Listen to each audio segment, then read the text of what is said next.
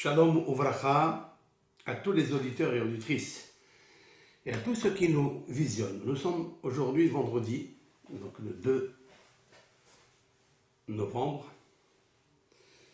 Avec l'aide de Hachem, nous allons commenter un sujet qui a fait beaucoup de bruit depuis des décennies.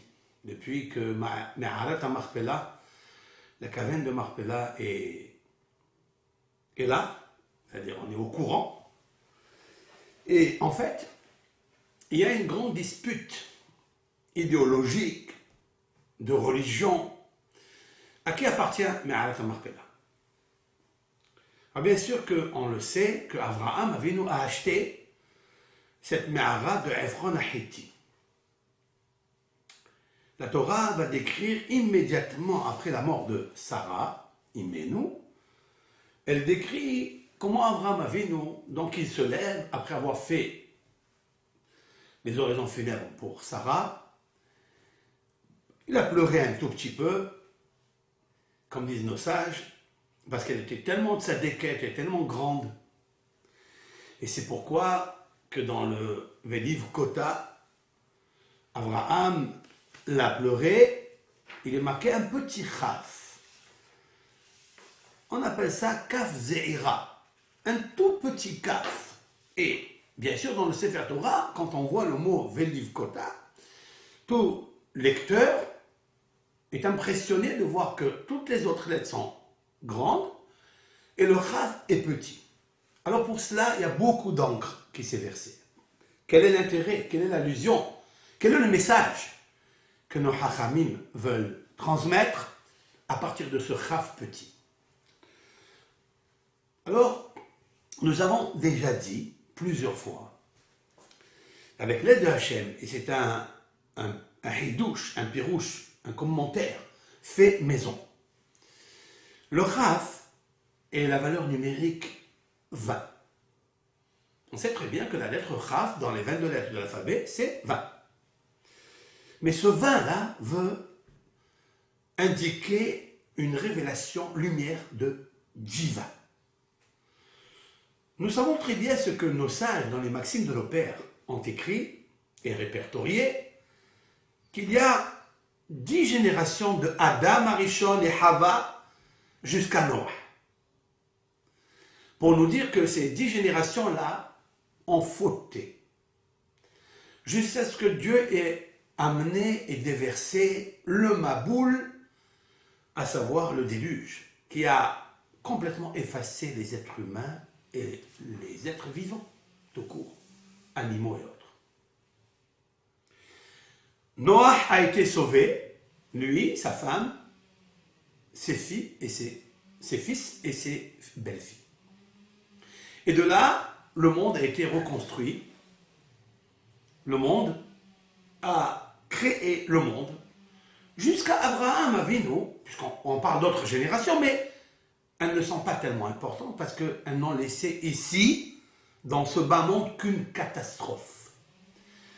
De Noah à Abraham, il y a 10 générations. Donc quand je parle d'Abraham, bien sûr, Sarah est incluse.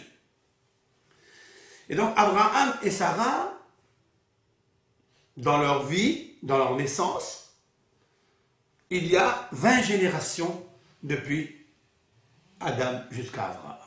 Pour nous dire quoi? Combien Abraham Avinu a relevé le défi et a impressionné lui et son épouse Hakadosh Baruch Hu. C'est l'être qui a donc forgé la Emouna, apporté, transporté la Emouna là où il allait. C'est là où il est érigé des stèles, parce que chaque fois que Dieu l'a aidé à le faire marcher avec lui, parce qu'Abraham Avinu, ce n'est pas quelqu'un qui marche seul, c'est quelqu'un qui marche avec la foi et avec Dieu à la fois. Et lorsque on s'attache à Kadosh Baruch Hu, après bien sûr avoir subi 10 épreuves, parmi les grandes épreuves que Abraham Avinu, et d'après certains commentateurs, notamment le Rabbeinu Yonah Girundi, dans le Pirkei Avot, la 10e épreuve, ça n'est pas, comme l'expliquent tous les Mfarshim, Rashi et Rambam, Maïmonide, la l'épreuve du sacrifice d'Isaac. Non. C'est l'épreuve qui a entraîné le sacrifice d'Isaac, c'est-à-dire la mort de Sarah. Perdre une femme, Eshet Haïd, tellement grande, anakite, géante, dans tous les domaines. Celle qui a traversé toutes les épreuves avec Abraham en même temps. Ve'amda. Elle a tenu bon. Et avec le sourire, comme l'a dit Rashi, à propos de Shene Haye Sarah. Torah nous dit que Sarah a vécu 100 ans, 20 ans et 7 années. Shene Haye Sarah, ce sont les années de Sarah. Mais on le sait, c'est un pléonasme. C'est écrit, Vayu Haye Sarah. La réponse que Rashi dit au nom de nos sages, c'est que Shene Haye Sarah, Kulan Shavin Letova. C'est que toutes ces années-là, les 100 ans, les 20 ans et les 7 années, elle les a vécues avec le bonheur. Et toute la question est de savoir, est-ce qu'on peut garder le sourire? Est-ce que ça s'appelle, est-ce que la description, la signification du bonheur, c'est de traverser des épreuves comme elle a traversé Sarah? Bien sûr que oui. Pour ceux qui ont une vision, une direction au sens de la vie. Lorsqu'on a une direction et un sens dans la vie, parce que tout le monde est perdu dans ce domaine, eh bien on sait très bien que Akadosh Baruch Hu, il donne du désir à l'être pour les réaliser. Sarah a réalisé toute une vie d'épreuves avec Abraham Avinu. Elle est descendue en Égypte, le pharaon l'a prise. Vous imaginez un petit peu le sentiment qu'une femme a quand elle est prise par un étranger et un roi. Le pharaon, elle rentre dans sa chambre. Il a envie de commercer avec elle, si elle n'était pas de sa déquête. Parce que c'est marqué que Anaat Rechaim et Tzadikim Ra'ai. Vous imaginez un petit peu si Haz Shalom, le pharaon l'avait touchée. Elle ne serait plus Sarah Emenu. Et Akadosh Baruch Hu l'a protégée. C'est là où elle était avec la force de la Emouna. Et comme il est marqué dans la paracha précédente de Vayera, Vainaga Hashem et Parov et Beto. L'Éternel a frappé de plaie le pharaon et sa maison. Qu'est-ce que c'est Vainaga? Rachid dit qu'il y a un malach. Sarah lui dit il frappe et lui il frappe. Comment c'est possible des choses comme ça? Parce que quand on vit vraiment dans la Emouna, avec Akadosh Baruch Hu, il n'y a personne qui peut te toucher. Il n'y a personne qui peut t'affecter ta Emouna, ta Kedusha, ta Hassidout, comme Sarah Emenu. Mais voilà que Sarah est morte pour cause de la Hakeda. Le Midrash raconte que le Satan est venu et lui a dit, écoute, voilà Sarah, tu sais que ton mari, le Zaken, le vieux, c'est toi qui as dit qu'il était Zaken, non? Tu avais dit qu'il était Zaken. Badoni Zaken. Lorsque les anges ont dit que tu vas avoir un enfant par Abraham, tu t'es un petit peu moqué. Et tu as dit, comment est-ce possible? Alors que mon mari est Zaken. D'ailleurs, Akadosh Baruch Hu avait déformé.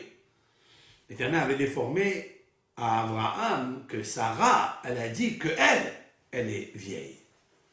Pourquoi Akadosh Baruch Hu, entre guillemets, a changé les paroles de Sarah? Disent nos sages, parce qu'en fait, il n'a pas voulu créer à Abraham un problème, que sa femme dit qu'il est vieux. Alors il a changé Mipene Darke Shalom. Pour avoir le Shalom entre Abraham et Sarah, il a dû changer les paroles de Sarah, qu'elle a dit qu'Abraham était vieux. Il lui a dit non, mais c'est elle qui est vieille. Mais toi tu es jeune.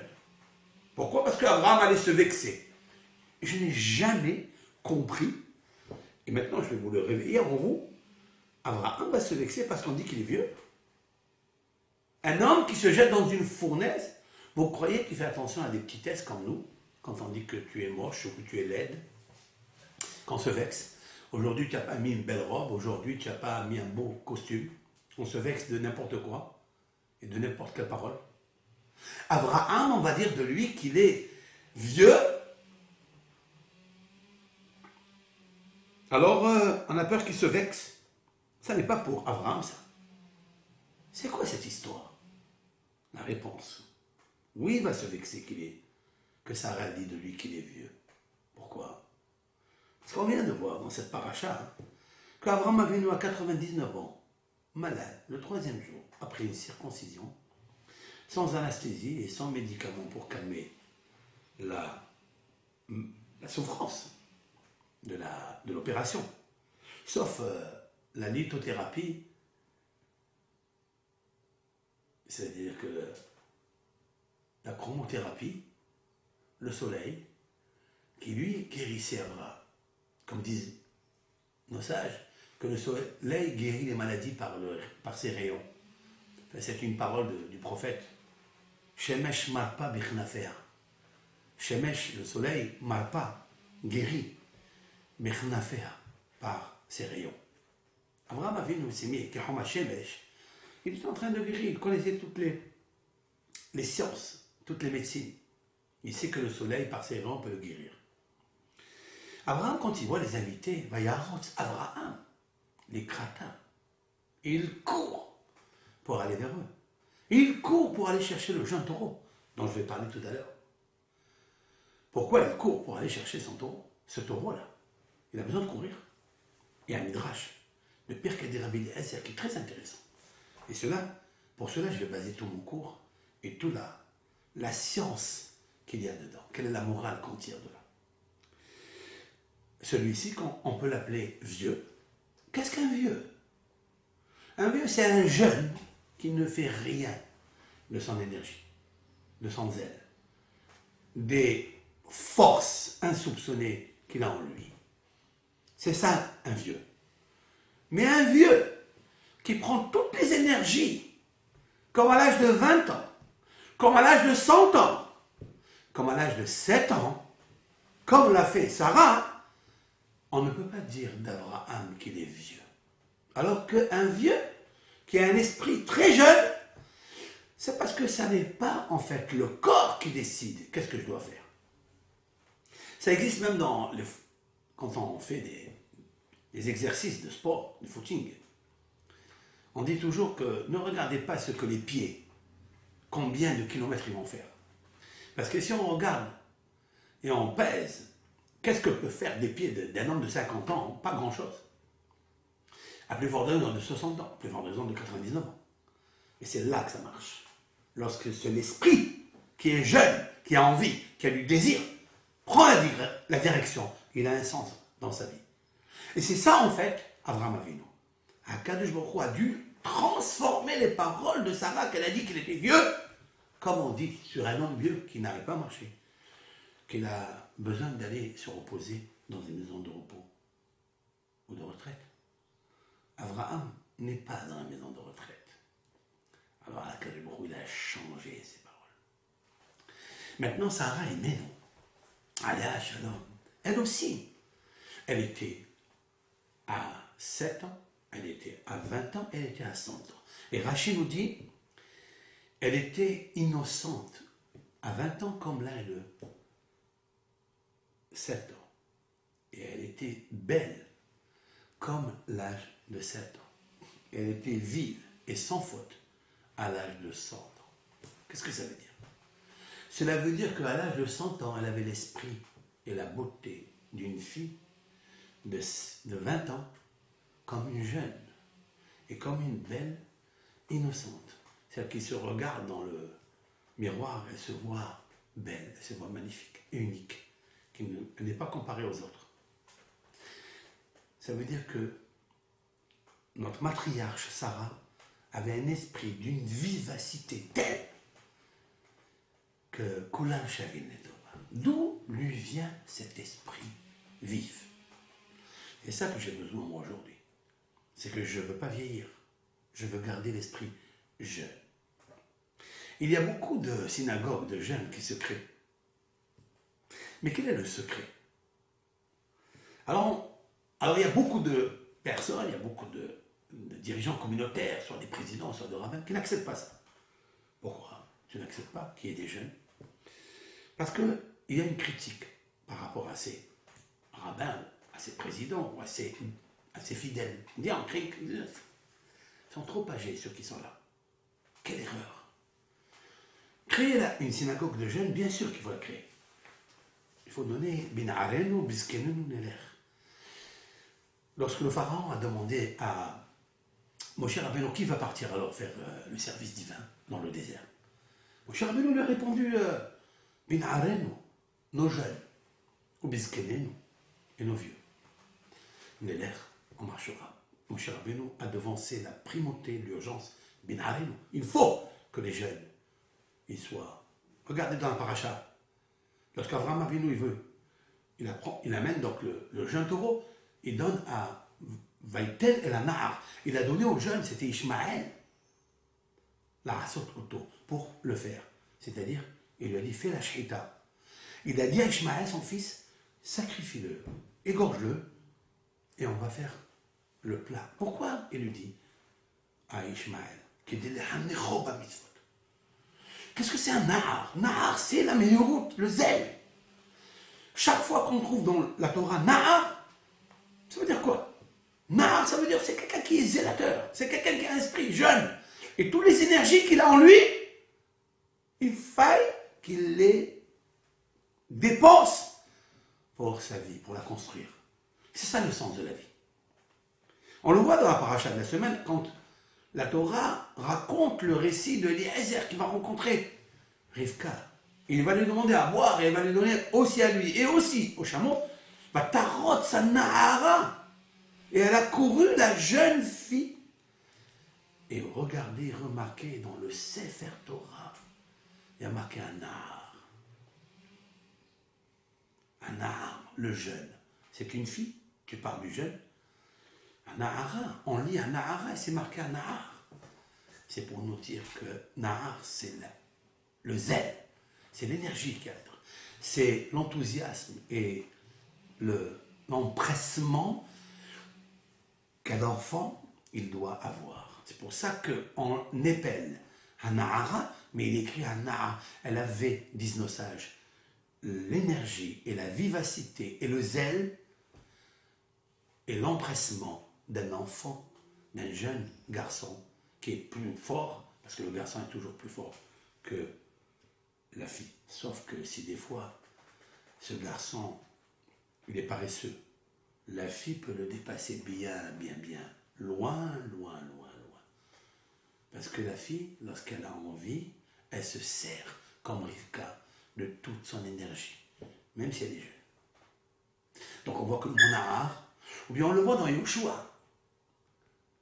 Yoshua nahar lo yamish mitocha oel. La Torah nous dit, il y a un seul qui n'a jamais quitté Moshe Rabbeinu. Jamais. C'est qui? C'est Yoshua. Et la Torah, quand elle précise cette grandeur de Yoshua, elle ajoute le mot nahar. Pourquoi? Parce que nahar, cela veut dire zélateur, enthousiasme, énergique, dynamique. Et c'est ça que la Torah nous dit. Lorsque Sarah, elle a dit, va donner Zaken, et mon Seigneur, c'est-à-dire Abraham, mon mari, là aussi, il y a quelque chose d'extraordinaire. Va donner Zaken. Sarah, elle appelle son mari Adoni, mon Seigneur, mon roi. De là, peut-être, a tiré Maïmonide, que lorsque une femme se marie avec un homme, elle doit le considérer comme un Adon, comme un roi, comme un bel. D'où on le sait, ici, Sarah, elle nous a donné une feuille de route, un plan, comment se diriger dans le Shalom Bayit. Et là, elle dit Adoni, c'est bien. Elle considère son mari comme un roi, comme un Adon. Mais Zaken, vieux, ça marche pas pour Akadosh Baruch Hu. Il est vieux, lui, il est vieux. Il aurait pu se vexer, Abraham Avinu. Se vexer, non, pour lui, mais pour elle. Comment cette déquête comme ça, elle peut dire une chose comme ça sur son mari alors qu'elle le voit en train de courir, enthousiasme, énergiquement, toutes ces actions, il les a faites avec l'empressement de faire les mitzvot. Celui-ci, c'est un vieux. La réponse est que tous ces jeunes-là, qui font un minyan ou une communauté de jeunes, c'est extraordinaire. Mais si vous ajoutez que celui qui est à côté de vous, il est vieux, alors vous vous trompez. Il est plus jeune que tous, réunis de tous vos jeunes. Son esprit, il est tellement jeune qu'il peut vous faire des conférences de jeunesse. Et c'est ça, en fait, ce que la Torah nous apprend aujourd'hui. C'est la raison pour laquelle le roi a dû modifier les paroles de Sarah. Parce qu'elle aurait causé vraiment le nom Shalom Bayit. Il nous faut faire très attention. Mais on apprend de là que le roi a corrigé Sarah. Peut-être que si nous, on l'aurait dit, il ne nous aurait pas corrigé. Il aurait peut-être même pas fait attention à nous.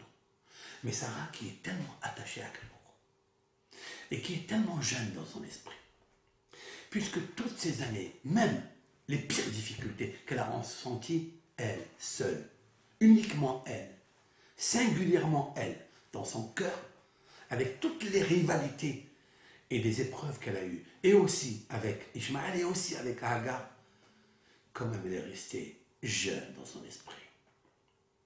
Alors elle, qui est jeune, elle ne peut pas dire à son mari qu'il est vieux, parce que la vieillesse n'appartient pas aux vertèbres. On dit qu'on est à l'âge de ses vertèbres, certes, mais on n'a pas l'âge de son esprit. Abraham avait un esprit de 2000 ans d'un esprit lumière, un esprit énergétique supérieur qui est déversé du Tzinor Ha'elyon. Tzinor Ha'elyon, c'est le Ratson Ha'elyon. Et lorsqu'on a le Ratson Ha'elyon, c'est-à-dire le désir Ha'elyon, la Hashika, alors il n'y a pas de vieillesse pour Abraham. Et voilà que, oui, la Torah, elle a dit, mais Abraham Zaken, Ba Bayamim, dans cette péricope, Abraham Zaken, Ba Bayamim, Vachem Berach et Abraham Bakol.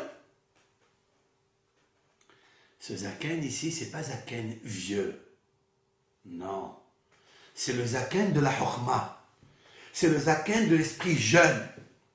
C'est le Zaken qui est enraciné avec Zekana. Zekana, la dichotomie de Zaken, c'est Zekana Shne Olamot, dit le Midrash. C'est celui qui a acquis deux mondes, le monde terrestre et le monde céleste. Et quelle est la preuve? Ba Bayamim. Abraham, il vient encore. Ba au présent. Bayamim dans les jours. Il y est encore parmi nous. C'est pourquoi Vachem Berach et Abraham Bakol. C'est quoi Bakol? Bakol, j'avais dit une fois avec l'aide de Hachem, que Bakol, c'est la phrase que tout Ben Israël et tout homme qui m'écoute, français, pasteur, amis, musulmans qui nous écoutent et qui apprécient nous chez Orim, Bakol, c'est Kol de Avid Rahamana, l'état ou de Avid. L'enseignement de notre maître vénéré, Rabbi Akiva. Tout ce que Dieu fait, Bakol, pour garder l'esprit jeune, pour aujourd'hui j'ajouterai, pour garder un esprit jeune, même si les vertèbres ont l'âge de 100 ans, ou 160 ans, ou 175 ans, il faut savoir qu'il faut vivre avec Kol de Avid Rahamana, le Tav de Avid. C'est ça. Mais Abraham Zaken, Abraham il est vieux, Zaken, Zekana. Celui qui achète, c'est la dichotomie. Celui qui achète, celui qui acquiert Chokhma, la sagesse, l'esprit de jeune. Ba Yamin, il marche, il vient dans les jours. Qu'est-ce que ça veut dire? Qu'il a pris chaque jour, chaque heure, chaque minute, il l'a transformé en bracha. Il l'a pris à ça, il l'a consacré à Hachem. Il a marché dans la foi, il l'a donné à Kadosh Baruch Hu. C'est ça, Bayamim, Vachem. Le mot Vachem, Berach, Vachem, il est collé avec Babayamim. Ça veut dire que tous les Yamim, il les a pris au présent pour les donner à Hachem. Et Dieu l'a béni. Grâce à quoi? Bakol. Kol Mikol Kol. Tous les Avot Akdushim, ils ont vécu avec le mot Kol de Avid Rahamana, l'état ou de Avid. J'explique. Tout ce que Akadosh Baruch Hu a fait, c'est pour le bien. C'est pas maintenant qu'il a été dit, c'est pas Rabbi Akiva qui l'a inventé. Rabbi Akiva, il l'a juste dévoilé. Comme aujourd'hui on dévoile un nouveau Hiddush, cela veut dire que quelqu'un qui vit avec ce principe de Kol Avid Rahamana, il est toujours jeune. Et c'est ça l'histoire de Sarah et Ménou. Maintenant, nous allons approfondir le sujet. Je vais couper la paracha en trois, puisqu'elle est divisée en trois parties. La vie de Sarah, puis la mort de Sarah.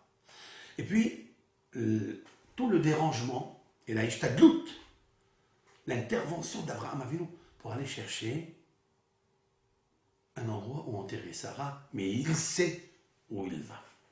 Il va à Hebron, puisque Sarah elle meurt à Hebron, mais Kiryat Arba, et puis il va directement chez Benehet. Et combien de fois est répété Benehet?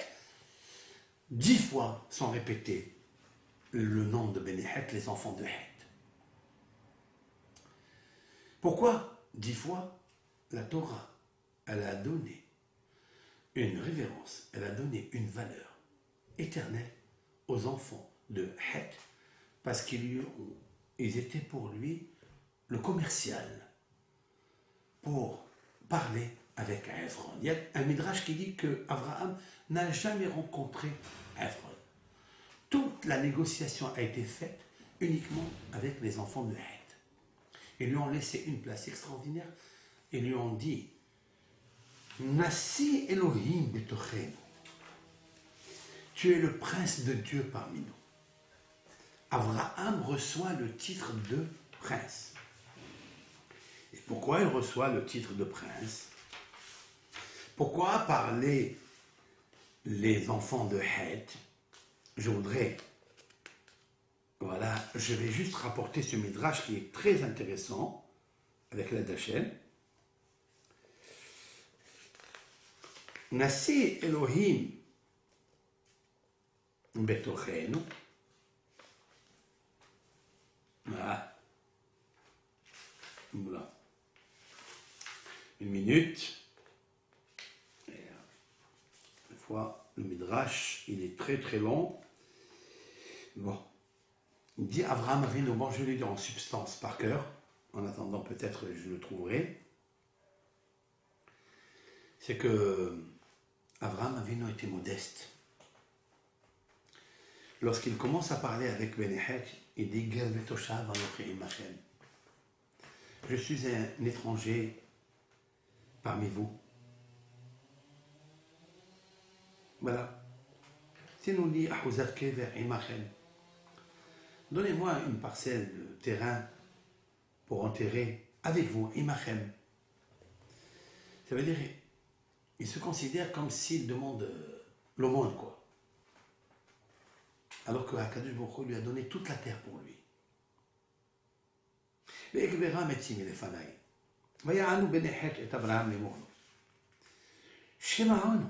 Écoute-nous. Adoni, notre Seigneur. Nessi Elohim Atta Betochenu. Tu es Nassi, ça veut dire président. Tu es Seigneur d'abord. Adoni, Seigneur. Nessi, président. Elohim. C'est une terme, ça veut dire que tu as un pouvoir extraordinaire, grandiose. Voilà, je trouve le midrash. La Mazachalekar, le midrash demande pourquoi Abraham a mérité que les enfants de Het, qui vont être marqués 10 fois dans le même sujet, on n'a jamais vu dans 3 ou 4 Pesukim répéter le nom du personnage 10 fois. Pourquoi ici? Et donc Abraham Avinu va mériter quelque chose. Et pourquoi il mérite? Et là, Bo ur'e an vatenuto shel Abraham Avinu. Midrash dit, viens voir l'humilité, la modestie d'Abraham. Shivtihu HaKadosh Baruch Hu latet lo ulzaro et ha'aretz ha'ad ba'olam. c'est que l'Éternel a promis à Abraham de lui donner la terre d'Israël, à Adolam, lui et à sa descendance. Je traduis le texte écrit il y a 2000 ans. La tête l'eau, de lui donner Ulzar'o à sa descendance, et à Aretz Adolam, à jamais. Et maintenant, Mskin, il ne trouve pas une place de 4 coudées pour enterrement. Et la Bédamim, seulement en payant.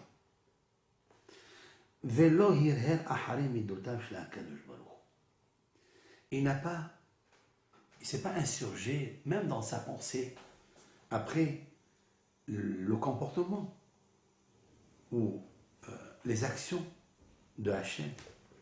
Chez l'autre, Hitlonen, il n'a pas riposté, il ne s'est pas rebellé. Mais l'ordre, pas seulement cela.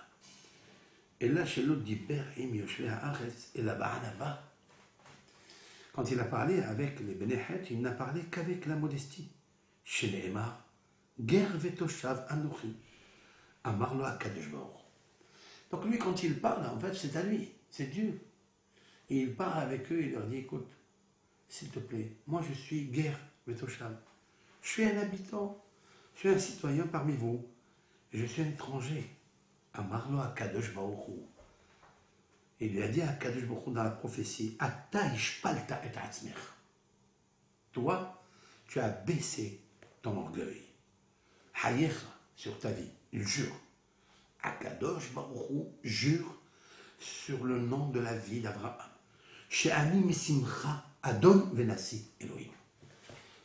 La première parole que diront les Bnehet, c'est moi qui va leur dire, de dire, Nessi, tu es Seigneur. Elohim et Adon, c'est-à-dire tu es Seigneur et tu es président et tu es Dieu. C'est-à-dire tu as un pouvoir. Quand on dit Elohim, ça veut dire pouvoir. Mais Mivhar Kevarenu, ils lui ont ajouté quelque chose. Ils lui ont dit, toi tu dis, donne-nous Ahuzat Kever, donne-nous une partie, une parcelle, un petit morceau de Kever ou enterré. Ils lui ont dit, Bemivhar Kevarenu, dans le meilleur de nos caveaux. Qu'est-ce que ça veut dire, dit le Midrash? Mekivre melachim ugdole malchut. Tu vas être enterré, elle va être enterrée là où sont enterrés tous les rois qui étaient jusqu'à là, et tous les grands de la royauté. Mais comme Abraham, Abraham se leva, vaishtahu, et il s'est prosterné. À qui il s'est prosterné? Il s'est prosterné à Kadosh Baruch Hu, bien sûr. Mais le Midrash, il nous dit quelque chose d'extraordinaire. L'olam yahzik adam tova la makom, sheyesh lo hana'a mimenu. Toujours un homme, il doit être reconnaissant et remercier l'endroit où il profite.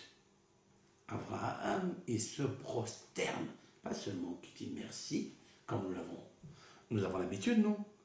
Ce petit merci-là, discret et modeste, mais c'est plus que ça. C'est un geste corporel. Et quel geste? Le geste que l'on fait dans la Hamida quand on dit Modim anahlolar. C'est-à-dire quand on se prosterne devant Akadosh Baruch Hu et on dit Modim, on te remercie Akadosh Baruch Hu. Abraham il nous a appris quelque chose. Que quand tu dis merci à quelqu'un qui t'a rendu service, tu dois baisser le corps et tu dis merci. Il y a un autre midrash qui dit qu'en fait il s'est prosterné à Akadosh Baruch Hu, il leur a dit merci à eux. Mais ce petit midrash là qui se trouve dans le midrash Rabbah, il dit pas ça. Il dit que Véhémet, il s'est prosterné à Bnehet. Pourquoi? Parce qu'ils vont lui rendre un service comme ça, grandiose. Oui, oui, oui. Il est reconnaissant à sa femme, Sarah. Et le stratagème qu'emploie Abraham Avinu, c'est qu'il va l'amener à Me'arat, à Marpella, que lui seul, pour l'instant, connaît le secret qui est enterré dans Me'arat à Marpella et que personne ne dise qu'avant il le savait. Parce que si les rois, les Pélishtim, les pharaons, les Kénaanim, les Hittim, les Périzim qui habitaient en Eretz Israël avaient su que Adam Arishon et Hava, c'est-à-dire les premiers hommes, femmes qui ont été créés par l'œuvre directe de Hakadosh Baruch Hu, ils auraient d'abord déterré ces corps et ils auraient fait une stèle pour l'arbre d'Azara, dit le Zohar Hakadosh. Ils auraient fait des analyses sur le corps que Dieu a créé. Ce n'est pas papa et maman qui ont créé ce corps, c'est Hakadosh Baruch Hu, directement. D'abord Adam, et de Adam, par la côte, par l'os, il a créé Hava. Tous les scientifiques, et combien intelligents, et l'Égypte, auraient fait des analyses sur le corps, comment il a été créé. Et de cela, ils auraient pris le corps de Adam Arishon, même squelette, et de Hava, ils l'auraient posé dans un musée pour regarder d'où est venu cet être. Est-ce qu'il est venu de papa et maman? Ou bien non. Est-ce que peut-être qu'il est venu d'un singe? Par l'évolution et la révolution. Ils auraient fait toutes les analyses et les opérations qu'il faut pour dévoiler d'où viennent les cellules, comment il est constitué. Est-ce que d'un sperme ou bien d'un singe, d'un animal? C'est pour ça qu'un jour, incognito, personne ne sait qui est là-bas. Le seul, c'est Abraham Avinu. C'est la raison pour laquelle il dit, faites-moi un rendez-vous avec Ephron. Ephron lui-même ne sait pas cela. Car s'il le savait, il n'aurait jamais vendu. Il aurait fait un musée. Puisque c'est un homme qui est avide et vide de sens. Mais il est avide d'argent et de biens. Nivhal lehon ish ra'ain. Le roi Shlomo a dit dans les proverbes, Nivhal, celui qui est la folie. Lehon, hon c'est l'argent. Kesef, avec le kesef il va avoir le kavod, il va avoir la royauté, il va avoir un patrimoine extraordinaire. Ish ra'ain, un homme qui a un œil mauvais. C'est qui? De qui? Pour qui il dédicace ce proverbe, le roi Shlomo? Ephron. C'est Ephron? Nivhal. C'est la boulimie de l'argent.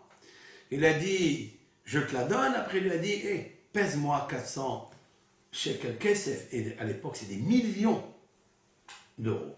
Des millions d'euros. Mais des millions d'euros, c'est rien. Il aurait pu faire un musée, sachant que Adam et Hava étaient là. Il aurait expérimenté ça par des scientifiques, des médecins professionnels, pour dévoiler le corps.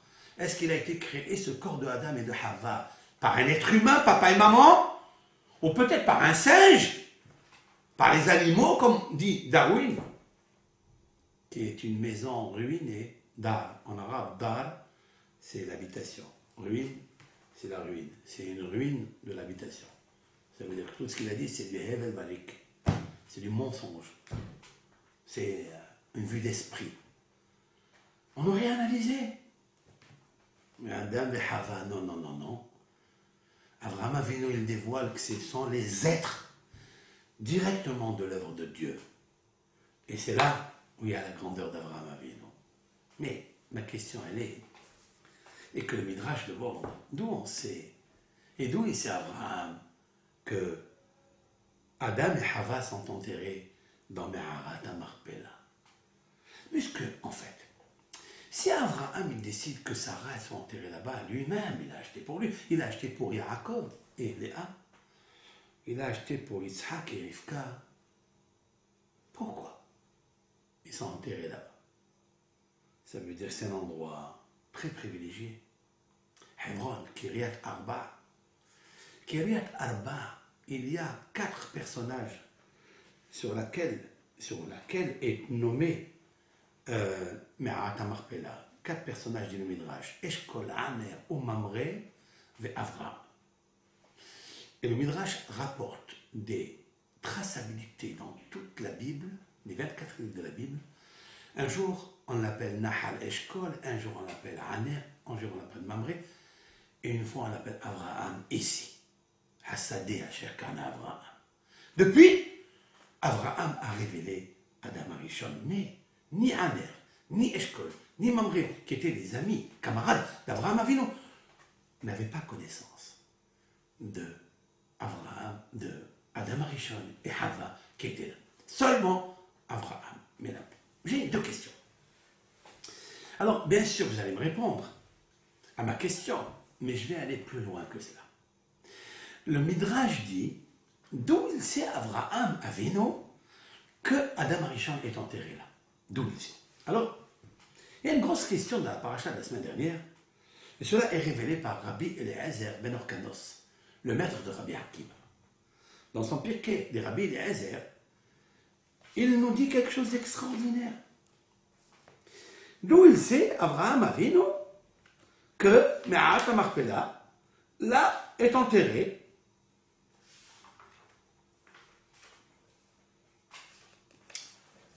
Voilà. Est enterré. Alors je vais vous lire le Pirkei de Rabbi Eliezer. Vaïten li et Ma'arat HaMachpelah. Dans la paracha de la semaine. Je sais que vous connaissez ce midrash. Mais vous l'avez entendu. Par l'un, l'autre. C'est vrai, parce qu'il a vu le texte dans le midrash. Mais dans ce midrash-là de Pirkei de Rabbi Eliezer, il y a deux choses très intéressantes. Et je voudrais baser mon cours dessus. Abraham, il dit aux enfants de Heth, Vaïten li et Ma'arat HaMachpelah. Il parle de donation. Mais en fait, ici, Vitelli, cela veut dire, puisqu'il va payer, qu'il me demande n'importe quel prix. Voilà, c'est le Vitelli. Puisqu'Abraham Avinu est immensément riche. Nous l'avons vu quand il a envoyé Eliezer avec 10 chameaux, etc. Abraham Avinu, Kaved, Bamikle, Bazahav, Vachem, Berach et Abraham, Bakol, il est immensément riche. Donc, Vitelli, je paye le prix qu'il me dit. Je ne cherche pas à commercer avec lui. Et de là, un grand yesod que le Harizal a dit, qui est écrit dans le Zohar, qu'on appelle Agar Shalim. Agar Shalim, ça veut dire le prix fort. Il nous faut payer pour les mitzvot le prix fort. Ne jamais négocier, marchander quand on fait une mitzvah. Payer le prix fort. Le Harizal a appris et a enseigné à son élève Rabbi Shimon HaKohen que pour améliorer sa situation de la vie et sa parnassa, d'acheter le kol nidré au prix où il monte. Et Rabbi Shimon a économisé de l'argent toute l'année pour acheter dans sa synagogue le prix fort de kol nidré. L'ouverture du Sefer Torah, la Hagbaha, le kol nidré. Et il a acheté kol nidré et s'est enrichi après. Pourquoi? Parce qu'il faut payer le prix fort. Le Harizal lui-même n'a jamais négocié combien coûtait un étrog ou des téphilines. Il arrivait devant le marchand de biens, de mitzvot, il lui pose une bourse, là où est déposé tout son argent, il lui dit combien, donnez-moi ce étrog. Quand il a choisi son étrog, il ne négocie pas. Il lui dit voilà le prix, prenez-le dans la bourse. Ce que vous dites, prenez. Pour les téphilines, j'ai dit je vais acheter une téfiline d'occasion. Je vais acheter une téfiline, mais je vais marchander où ça coûte cher, où ça coûte pas cher. Si les téphilines sont beaux, s'ils sont écrits avec Kedusha, avec un Sofer Yerei Shamayim, qui ne parle pas au téléphone au moment où il écrit les téphilines, ou au Sefer Torah, ou qui ne parle pas au téléphone quand il a ses téphilines au moment où il prie. Parce que ça arrive malheureusement.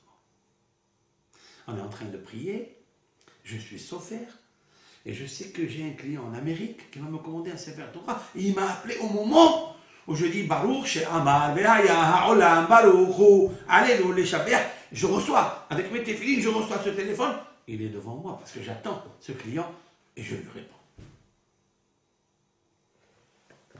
Ça peut arriver. Donc tu as préféré le prix pour ta parnassa. Certes, il y a toujours des raisons, et des raisons valables. C'est pour ta parnassa, mais ce n'est pas le moment de le faire. Ça veut dire que les téfilines, ta prière, allez, les éloges de Hachem, ils sont à tes yeux moins que le prix que tu vas les proposer pour le Sefer Torah. Pour éviter tout cela, il faut mettre dans sa tête que le prix fort, c'est la mitzvah. Et que l'argent n'a aucune signification pour cela.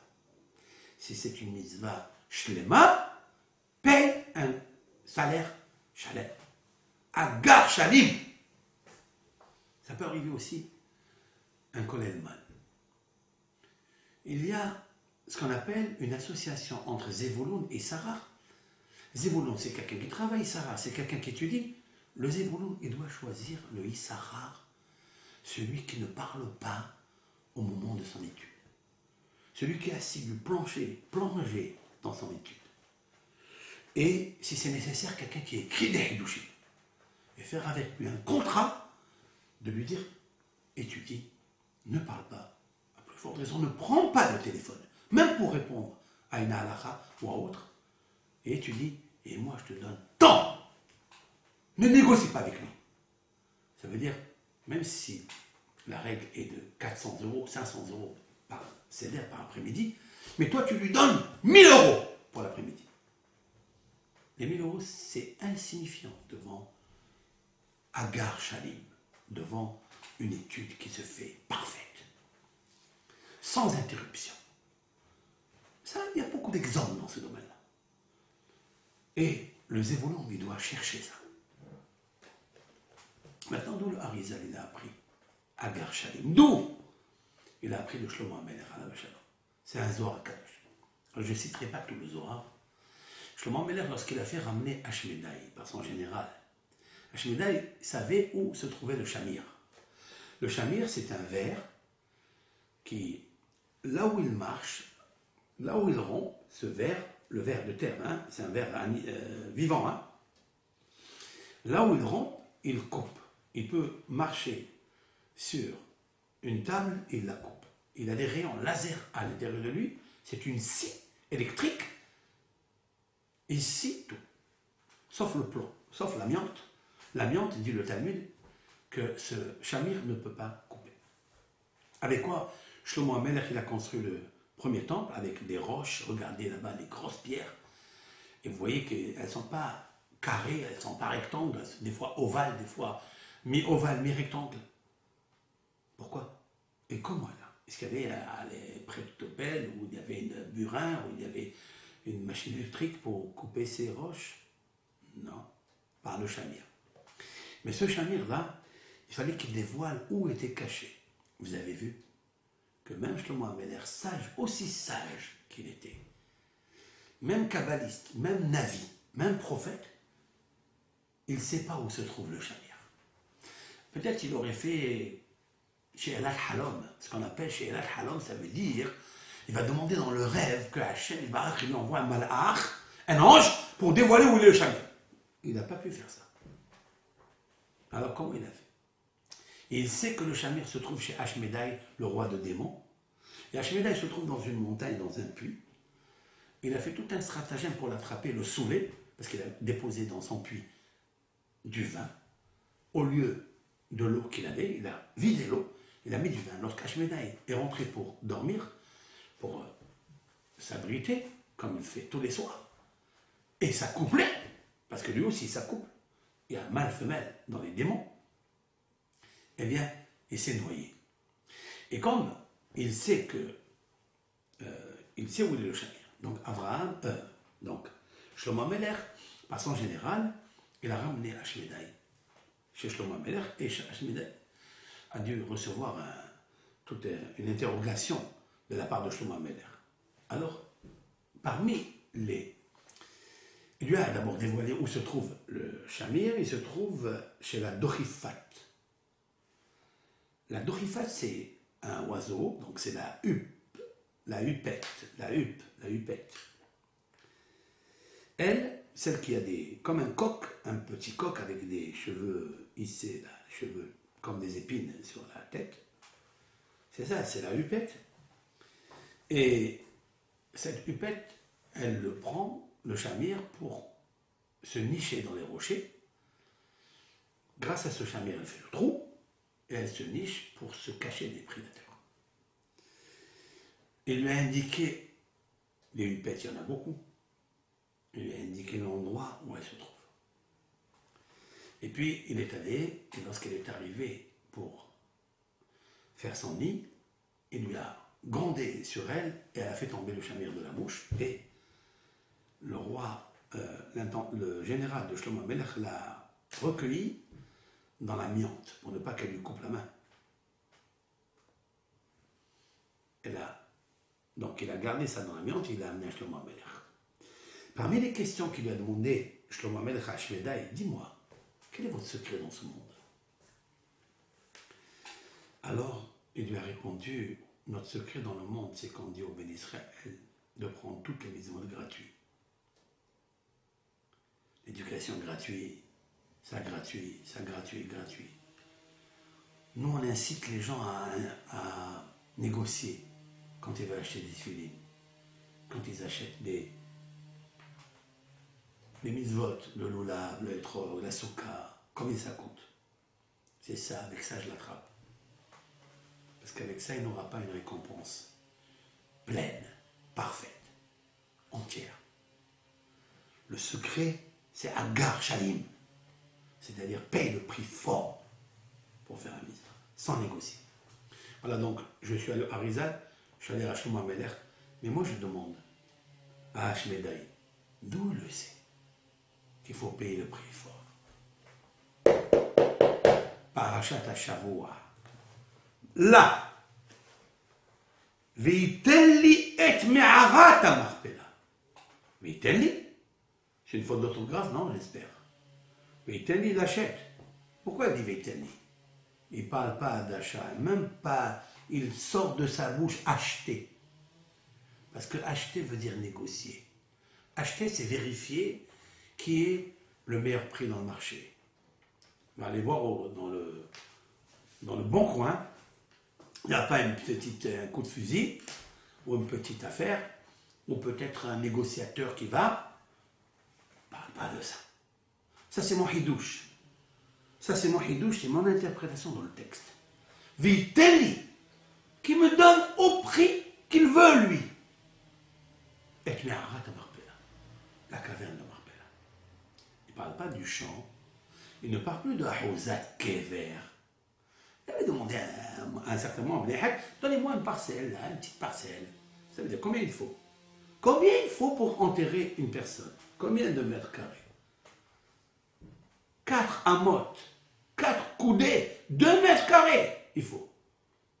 Alors, au prix que ça coûte aujourd'hui, est-ce qu'il faut négocier cela? Est-ce qu'il faut négocier les 4 mètres carrés ou les 2 mètres carrés qu'on achète? Ou bien non, il faut apprendre d'Abraham que quand on enterre un proche, il faut payer le prix fort. Il faut payer le prix fort. C'est pas grave.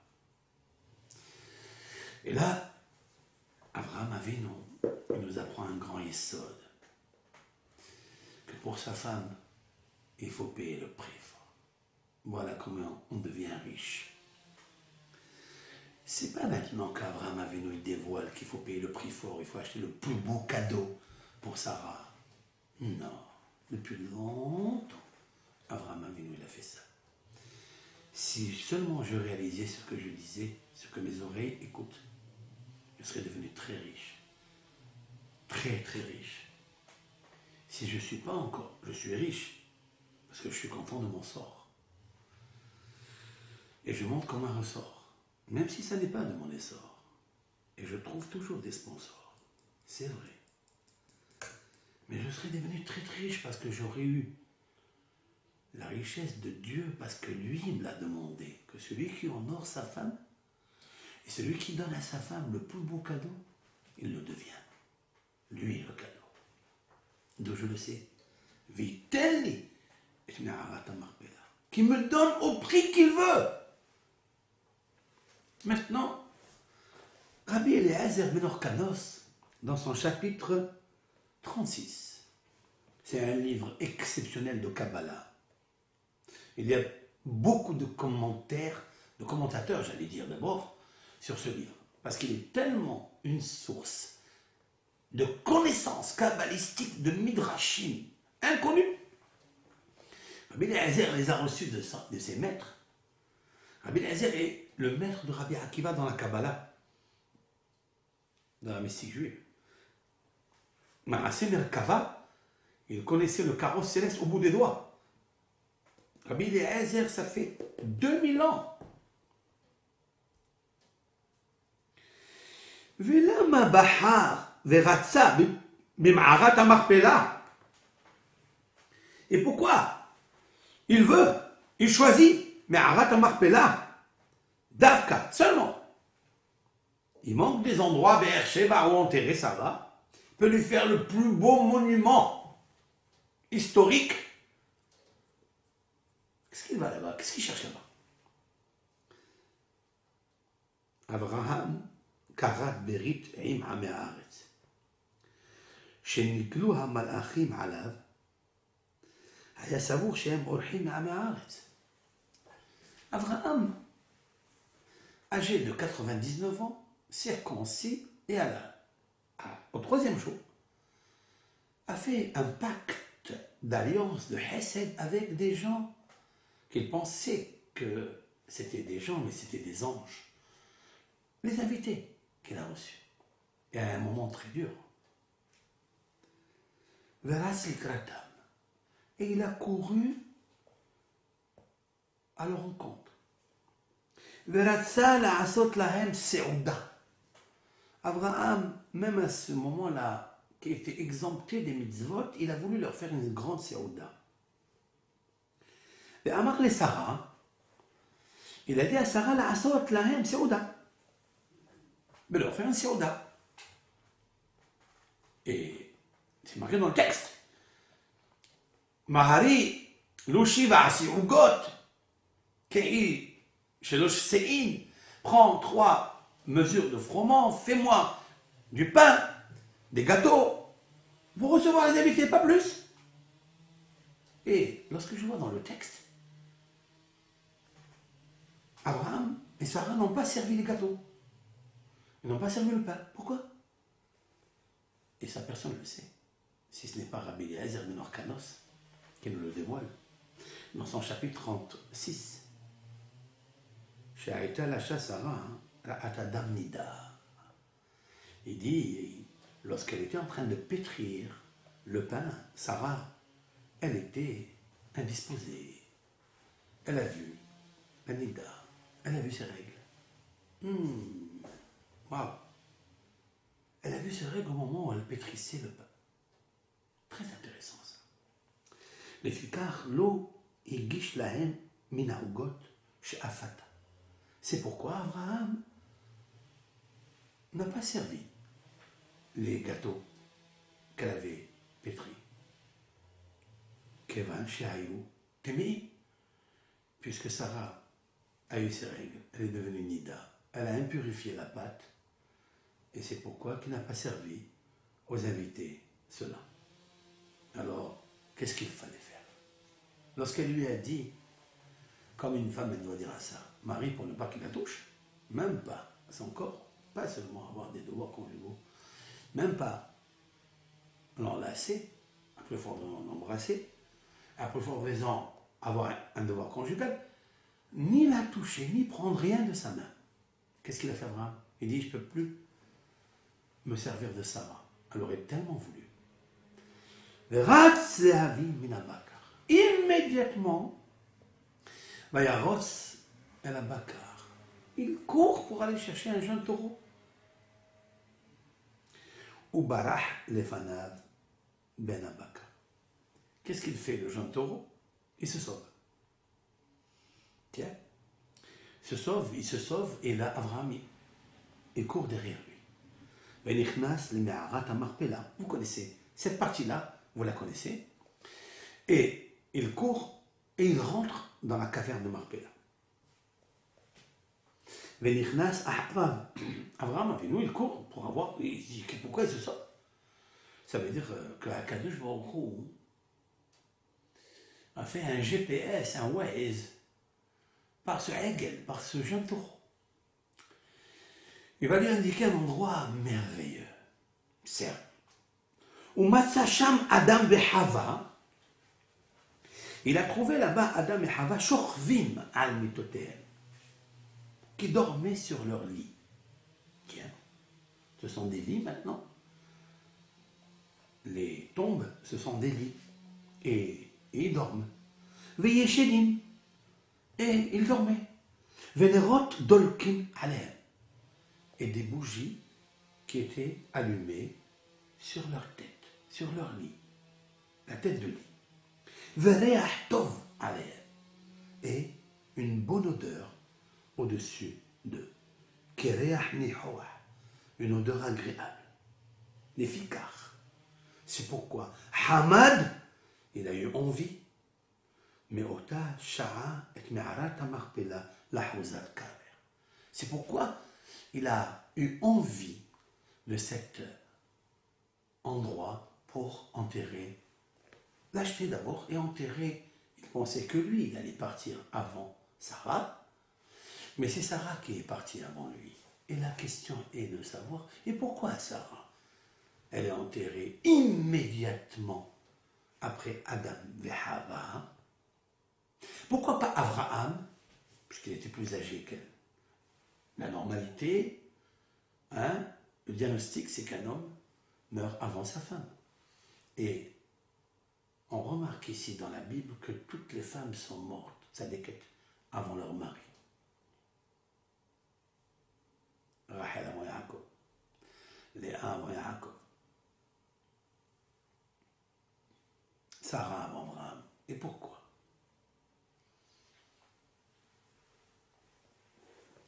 C'est un midrash extraordinaire. Mais moi, avec l'aide d'Hachem, je ne m'arrête pas là, dans ce midrash. J'ai une question. Akadosh Baruch Hu, il a fait sortir de la bouche d'Abraham de dire à Sarah, prends 3 mesures de froment et fais des gâteaux. Elle se met à faire des gâteaux. Lorsqu'elle arrive à la challah, elle prélève la challah. Elle pétrit le pain. Lorsqu'elle pétrit le pain, il est impurifié. Elle n'a même pas besoin de faire la challah. Elle n'a même pas besoin de prélever la challah, puisqu'elle devient nida. Tiens, j'ai une question. Boré Olam, pourquoi tu ne l'as pas rendu indisposé à Sarah après avoir pétri le pain? Fais le gâteau, sers le gâteau au Malachim. C'est sorti de la bouche d'Abraham. Pourquoi ça ne s'est pas accompli? Elle aurait pu faire ses gâteaux, servir des gâteaux, et après devenir Nida. L'un n'empêche pas l'autre. Devenir Nida à une femme qui a 90 ans, c'est déjà un miracle, alors qu'elle avait perdu ses règles. C'est déjà un miracle. Ça aussi, c'est une histoire à part. Mais pourquoi au moment où elle est lâche, où elle est en train de pétrir? Avec l'aide de Hachem, j'allais dire, ça n'est pas le veau qui a montré à Abraham l'endroit de Me'amat Marpela. C'est Sarah qui l'a montré. Sarah, Akadosh Baruch Hu, il a voulu que par elle passe la découverte et le dévoilement de Me'amat Marpela. Le taureau n'était qu'un intermédiaire, mais la source du mérite revient à Sarah Imé. Pourquoi? Parce que c'est elle qui a provoqué qu'il n'y ait plus de pain, que le pain s'impurifie et que Abraham devra courir pour aller chercher quelque chose, peu importe, apporte du poisson, apporte autre chose. Et la Bakar. Mais à Bakar, il va dévoiler le kever, certes. Mais il est dit dans une phrase, et que Shlomi, mon ami, En psichata kever belodam. Écoutez ça, extraordinaire. On va se servir de cette phrase. En psichata kever belodam. Lorsque je lui ai dit ce midrash et le sentiment que j'ai pour Sarah, que grâce à elle, Hakadosh Baruch Hu va donc mettre Abraham au pied du mur pour aller chercher quelque chose à manger. On ne peut pas attendre. Les invités, ils attendent le temps du pétrissage, le temps de l'enfournage, le temps de etc. Mais on ne reçoit pas parce que le pain est impur. Mais Abraham, il doit courir, certes. Et donc, il dévoile le kéver. Vous savez, comme on dit dans le Talmud, qu'une femme, si sa matrice s'ouvre, donc on appelle ça ptihat kéver. À ce moment-là, c'est sûr et certain qu'il y a eu du sang qui est sorti. Alors j'ai dit comme ça, un ptihat kéver, c'est-à-dire la découverte, ptiha, c'est l'ouverture, le dévoilement, la lumière du kéver de Me'at HaMarpela n'a été dévoilée Bélodam, sans le sang qu'elle a eu Sarah au moment du pétrissage. Ça, c'est une parole sage et pétrie. Et donc, Akadosh Baruch Hu, il a donné un mérite extraordinaire à Sarah. Vous savez à quoi ça me fait ressembler? À ce que la Torah a dit à propos de Tzipora, la femme de Moshe. Lorsque Moshe l'a sauvé des bergers, vous vous rappelez l'anecdote que Moshe arrive devant la source d'eau, Be'er Hamayim, et Tzipora voulait abreuver donc les troupeaux de son père, puis puiser de l'eau. D'abord, qu'est-ce qu'ont fait les bergers? Ils les ont répudiés. Comme Moshe Vayosheam, s'est levé Moshe avec un esprit de justice et les a protégés. Il leur a donné à boire. D'abord, elles sont rentrées chez elles. Le père s'est demandé, mais pourquoi vous avez fait très vite aujourd'hui? Habituellement, il fallait, à propos du texte exact, aujourd'hui, vous avez apporté l'eau, pas comme d'habitude. Alors il leur dit une phrase qui a fait verser beaucoup d'encre. Ish mitzri hitzilanu miyad haroim. Un homme égyptien nous a sauvés de la main des bergers. Et nos sages disent, c'est qui cet homme égyptien? C'est Moshe Rabbeinu. Et pourquoi ils l'ont appelé un homme égyptien?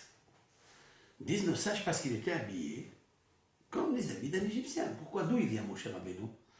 Il vient parce qu'il venait de fuir le Pharaon. Le Pharaon cherchait sa tête pour cause d'avoir tué, Moshe d'avoir tué l'Égyptien. Donc en fait, le sauvetage des filles de Lot, il est venu grâce à l'Égyptien que Moshe a tué. Moshe a tué un Égyptien et se sauve. À ce moment-là, les filles de Lot sont en difficulté. Il y a qui disent que même les bergers ont pris de Tzipora, ils l'ont jeté dans le puits, et Moshe donc l'a puisé dans les deux sens. Il l'a levé. De là, on puise son mazal dans le Be'er Hamayim, dans le puits d'eau. Parce que la femme, c'est de l'eau. Et en fait, ça n'est pas Moshe qui les a sauvés. C'est l'Égyptien que Moshe a tué, par lequel Moshe devait fuir. C'est lui qui les a sauvés. Dit le Midrash à ce propos. C'est comme un homme qui est en train de marcher au bord de l'eau. Et le serpent l'a piqué. Et on dit que si le serpent il rentre dans l'eau, l'homme il meurt. Mais si l'homme il rentre vite dans l'eau, l'homme vivra. Et le serpent mourra. Qu'est-ce que fait l'homme qui a été piqué par le serpent? Immédiatement, il se jette à l'eau. Mais au moment où il se jette à l'eau, il va vivre, lui, certes. Mais il voit un enfant en train de se noyer.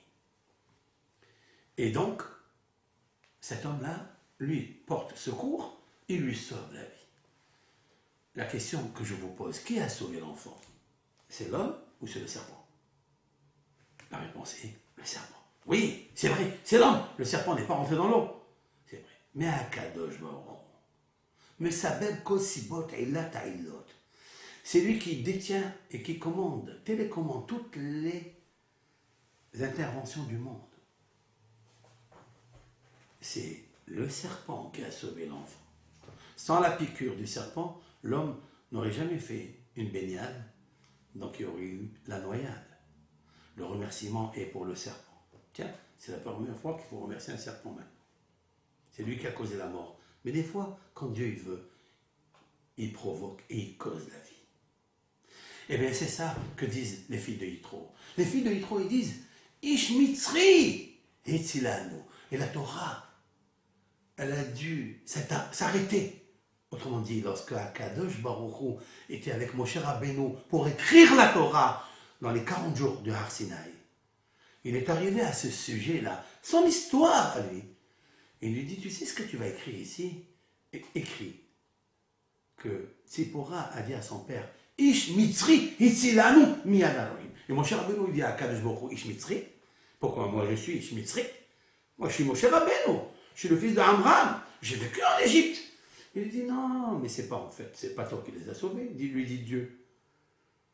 Il faut toujours remercier celui qui a commencé à la source de t'aider. Alors, dans le remerciement, vous avez vu quel chokmat Torah, quel derech eretz qu'il faut avoir pour celui qui a commencé la chose, à l'origine de la chose. Toujours être reconnaissant à cette personne que peut-être tu ne connais pas, mais lui qu'il faut remercier. Des fois, même le serpent que tu ne connais pas, c'est ton ennemi. Il faut le remercier parce qu'à travers lui, Akadosh Baruch Hu, il a fait passer ton sauvetage. Dans cet ordre d'idées, je prends cette idée magnifique, géniale, et je la dépose ici. En fait, ça n'est pas grâce au taureau. Ça n'est pas grâce à ce veau. C'est grâce à Sarah, qui au moment où elle pétrissait le pain, elle est tombée nida, et Abraham a dû aller chercher une autre intervention. C'est vrai que ce Hegel-là, il est particulier. Le Zohar dit que ce Hegel, pourquoi il s'est sauvé? Pourquoi est-ce que maintenant il est tranquille dans l'enclos? Et là, il sort de l'ordinaire et il se sauve, il va à Me'at HaMachpelah. Pourquoi? La réponse est Raphaël Amalach l'a chevauché pour l'amener jusqu'à Me'at HaMachpelah. Raphaël Amalach l'a chevauché et lui a indiqué la route. Quel Waze, quel GPS extraordinaire que Dieu a envoyé à Abraham. Maintenant, j'ai une question. Le Vort, le Hidouche, il est beau, il est vrai. Mais je veux dire une autre question. Et pourquoi Sarah, elle tombe nida au moment où elle pétrit le pain? Laisse-lui le temps de faire le pétrissage, de prélever la halal, de servir, d'enfourner le pain ou le gâteau et d'envoyer après. Après, elle peut devenir nida. La réponse est, de là, je dévoile que Sarah, c'est le Gilgoul de Hava. Tout court. Sarah est le Gilgoul et la réincarnation, pour ceux qui nous écoutent, les Français, les musulmans, les chrétiens et les juifs, c'est que Sarah est la deuxième édition pour corriger la faute originelle de Hava. Pourquoi? Parce que Hava, lorsqu'elle a pris le fruit interdit, là-bas sur le texte, Vatikah Mipirio, elle a pris du fruit interdit, là-bas, elle est tombée nida. Elle a eu les règles, dit Rabbi Eliezer ben Orkanos. Là-bas, dans l'histoire de la Genèse, dans Bereshit, le même auteur, à la hauteur, il nous dévoile là-bas que elle est tombée nida. Maintenant, je vais vous dire quelque chose. Quel arbre elle a pris? C'est quoi l'arbre? Quelle nature il a? C'est une pomme, c'est une orange, c'est une poire, c'est un étrog, une cédrate, c'est une figue, c'est quoi? Ce que je sais, c'est que Haval a voulu faire une fugue. Mais je retiendrai l'opinion, la théorie de Rabbi Yehuda. Rabbi Yehuda, il dit, Ilan, Hita, elle a pris du blé. Pourquoi Rabbi Yehuda il pense que c'est du blé, alors c'est marqué du fruit? Parce qu'il est marqué dans la Torah, Etzadat, le fruit de l'arbre de connaissance. Y a-t-il un fruit qui s'appelle le fruit de connaissance? Je ne connais qu'un seul. C'est Hita, c'est le blé. Car disent nos sages, dans le Talmud qu'un enfant ne se met à parler, c'est-à-dire à communiquer avec toi, papa, maman, ça veut dire da'at, ça veut dire avoir la communication. Da'at, c'est le branchement, c'est le dévoilement de soi par la parole, ou par autre chose, par le dévoilement des enfants, un garçon, une fille, lorsqu'il y a jumelage, union, symbiose, communion entre papa, maman, hokma, bina. Alors tu as da'at, c'est la connaissance, c'est la construction, c'est la quintessence. Alors, il se met à parler. D'ailleurs, les Mekoubalim disent que Hita, qui veut dire le blé, s'inscrit Het, Tet, He, valeur numérique 22. Het, c'est 8, Tet, c'est 9, ça fait donc 17. He, 5, 17 et 5, 22. 22 lettres de l'alphabet commencent à sortir quand il mange Hita. C'est un secret de la Hita, du blé. Et en fait, Sarah, maintenant qu'elle a commencé à pétrir le blé, après avoir pratiqué le moudage, elle a pris ce blé, elle a fait la pâte, et au moment de la pâte, avant de faire la hala, elle tombe nida. Ça veut dire quoi? Ça veut dire qu'il faut corriger quelque chose. Mais ce n'est pas seulement ça. On ne va pas s'arrêter seulement à la correction. Ça veut dire qu'il faut corriger la hala du monde. La hala du monde, c'est Adam Arishon. Pourquoi une femme prélève la pâte après avoir pétri 1,666 kg ou 68? Pourquoi elle prélève cela? Pour cause d'avoir causé l'impurification à Adam Arishon, qui est le premier prélèvement de la pâte que Dieu a pétrie. Certes, c'est vrai. Alors, ça n'est pas seulement ça, plus que ça. C'est que grâce à elle, Abraham va dévoiler où est enterré Monsieur Adam et Madame Hava, la première femme du monde, le premier homme, créé par l'œuvre de Dieu, par Hachem Ilbarar. C'est ça qu'il faut retenir. Et c'est pourquoi je réponds à la 5e question du sujet. Pourquoi elle mérite de mourir avant Abraham et d'être enterrée immédiatement après les deux êtres exceptionnels, œuvres de Dieu, Adam et Hava, Sarah? Parce que Sarah, c'est le Gilgul de Hava, et c'est pourquoi Abraham Avinu l'a tout compris. Alors pour cette femme-là, Vitelli, il n'a qu'à me donner. Retenez ce que je vais vous dire maintenant. Elle vient de me descendre maintenant du ciel.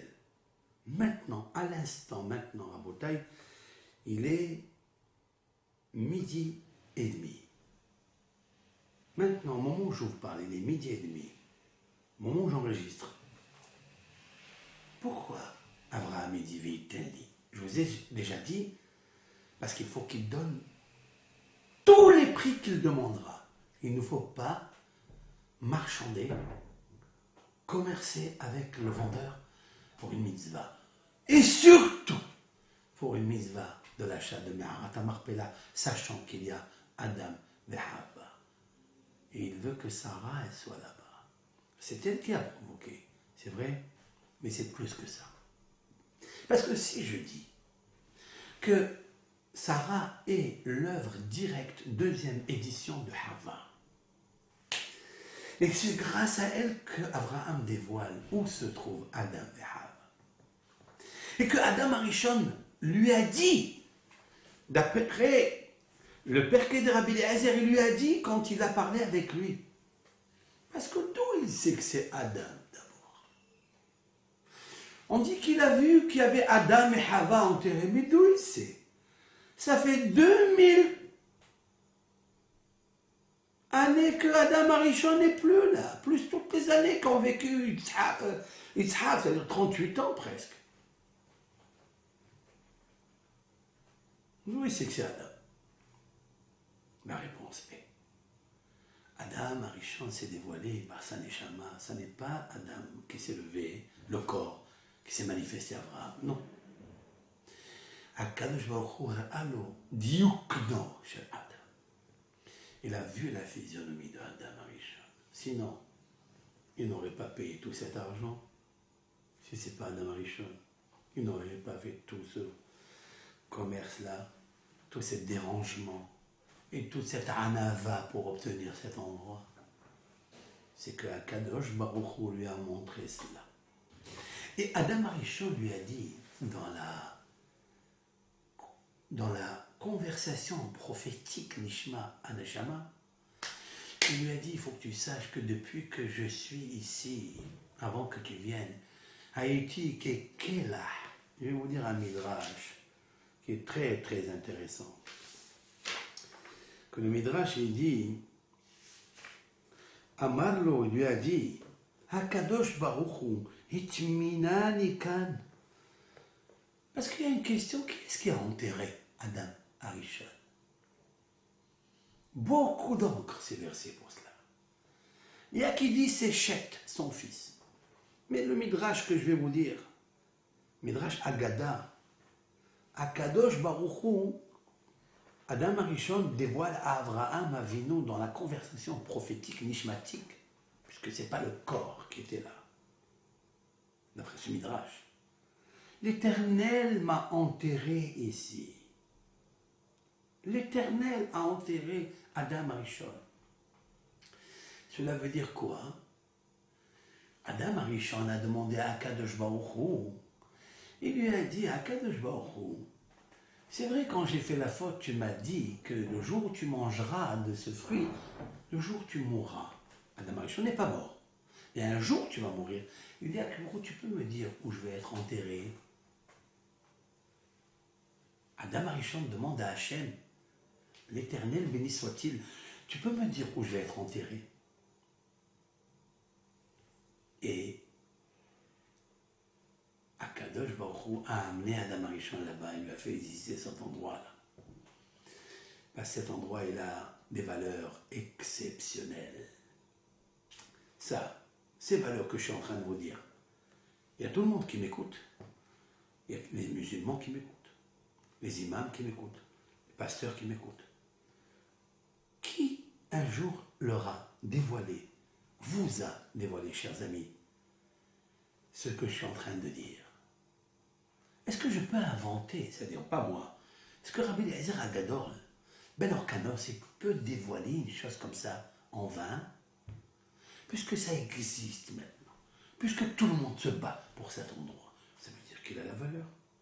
Ça veut dire que les Midrashim, qui ont été dit il y a 2000 ans, avant qu'il y ait toute la religion de la chrétienté de Isho ou de Mohamed, le prophète, il n'y a que 1750 années ou 1800. Et bien avant, on a dévoilé ici quelque chose d'extraordinaire. C'est Adam Arishon qui a demandé où je vais être enterré. Et Akadosh Baruch Hu lui a montré là.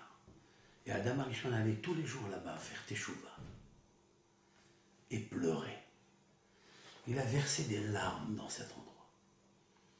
Il a versé des larmes dans cet endroit parce qu'un jour, il faut que ces larmes, comme de l'eau, qui font pousser une herbe, une semence, jusqu'à ce que viennent Avraham et Sarah, Yitzhak et Rivka, Yaakov, Israël et Léa.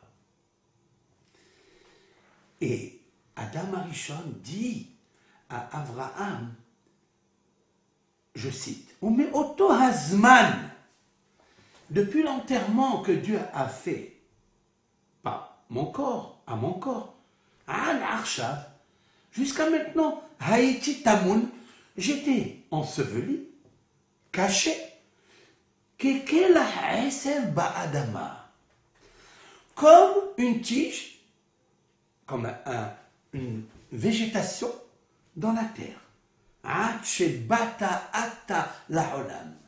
Jusqu'à ce que tu sois venu au monde. Ou mais Arshab, et maintenant que je te vois, je sais qui tu es. Je sais que tu es moi, ma réparation. C'est magnifique ça. Kol Akiyum, tout le monde entier, l'univers, chez lui, il est à moi, parce que Dieu m'a créé à moi. Direct. Personne au monde ne peut négocier avec moi.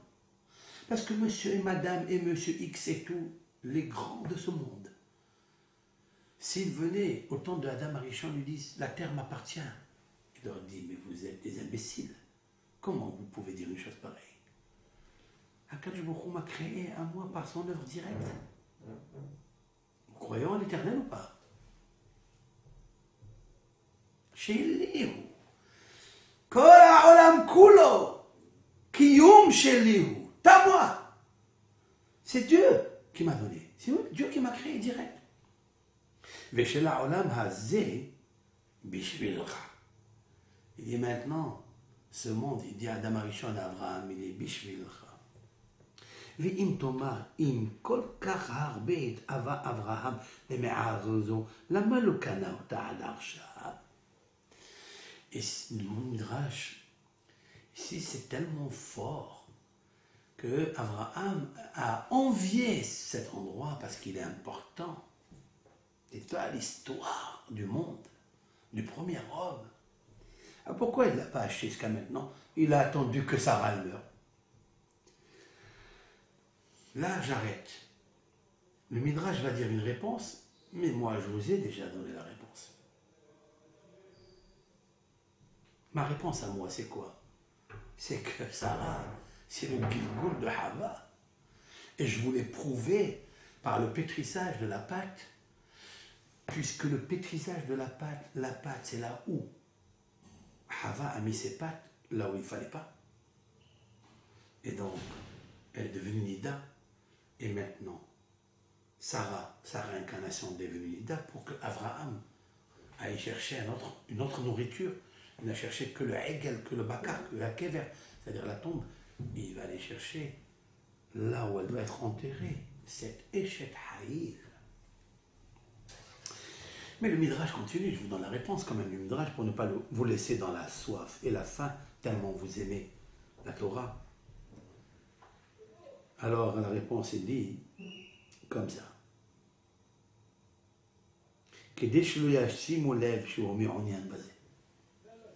Pour ne pas que tous les commerçants qui gravitent autour de cet endroit, tous les habitants, ils ne se réveillent pas pour mettre le cœur et de savoir pourquoi Abraham s'intéresse en fait à cet endroit. Il n'avait pas de raison. Si quelqu'un vient à un endroit et il dit « je veux acheter cette villa », on lui dit « mais pourquoi tu cherches cette villa ?» Deux choses l'une, ou sous la terre de cette villa, tu as entendu ou tu as une preuve qu'il y a un trésor. Qu'est-ce qui t'intéresse de ça? Abraham, c'est tu. Et là, c'est la force d'Abraham Avinu.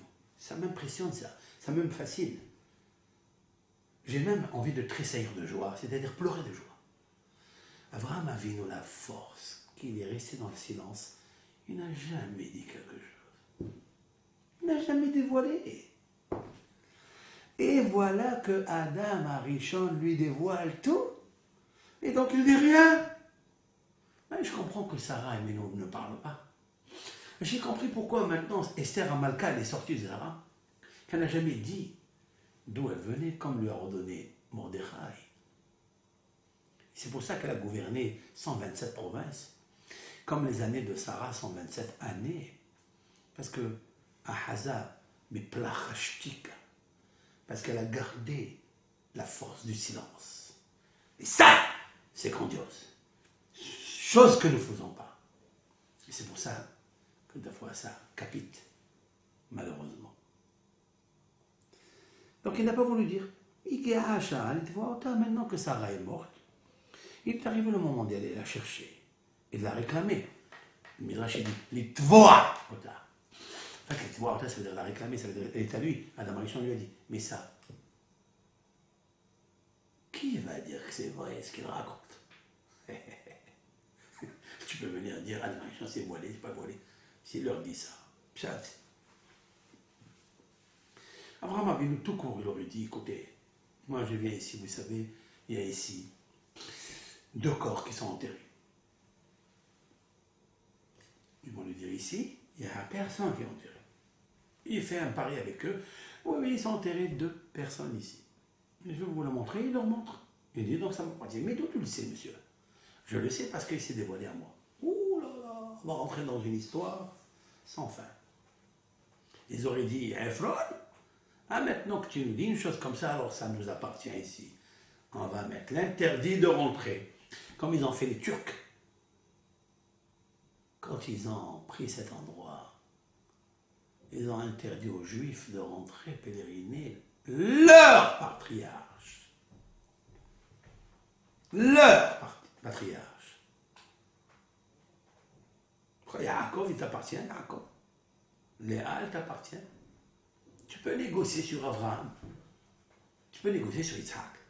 Tu peux négocier sur Yaakov, qui a créé les 12 Shvatim, qui s'appelle Israël. Tu peux négocier. Pourquoi il est là-bas?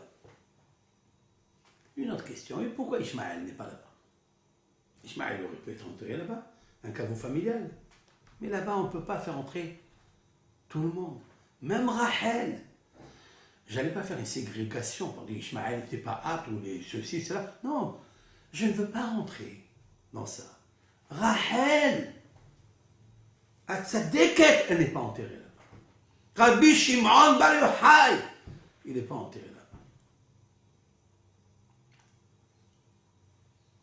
Même Yosef, Tzadik, il n'est pas enterré là-bas. Ni Yehuda, ni Shimon, ni Lévi, ni Sarah, ni Zvulun. Cet endroit, elle est Me'arat HaMachpelah, Kiryat Arba. Il faut qu'il reste 4 couples ici, pas plus, et pas moins. Même si on a 2 femmes comme Yaakov, on n'ajoute pas Rachel. Parce que c'est un endroit très particulier.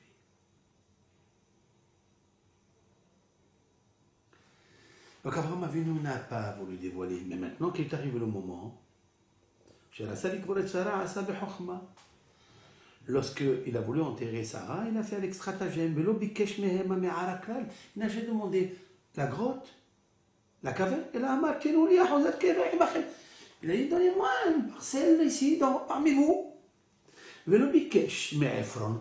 demandé rien à Ephron. Et l'ami Benehet, il a demandé à Benehet, aux enfants de Het. Pourquoi?